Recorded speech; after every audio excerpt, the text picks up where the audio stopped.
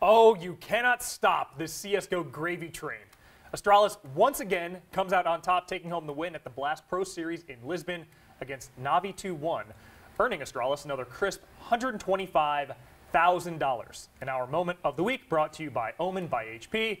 We tag in Jacob Wolf to reflect on Astralis once again. And Jacob, let's get right to it. Is this the best Counter-Strike team of all time?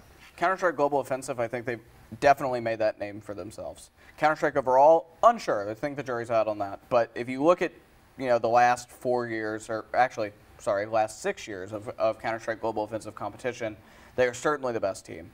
I think the only people competing for that title are the Fnatic teams of the past and the SK Gaming / Luminosity / now MIBR teams that are certainly very good.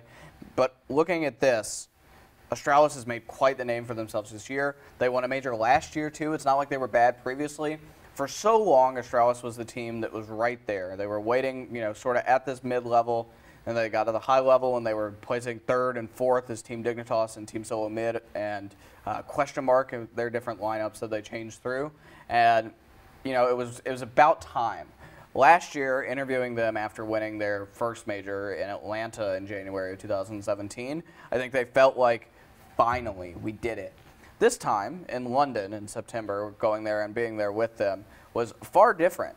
I think they felt like, okay, this is the culmination of a great streak this year, and that has continued on to this time period after the major, in between these two majors of London and Katowice in the spring.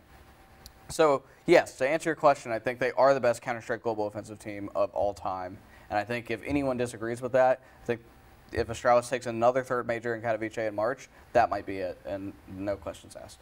That would certainly beef up the resume, but looking at it even just now, 10 wins this year, the IEM Grand Slam, and the same roster throughout the year.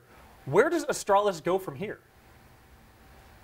I think they just continue winning, just keeping it rolling. It's to me they CSGO teams like to change and like to be very fluid very frequently and move around players, and this team has absolutely no reason to.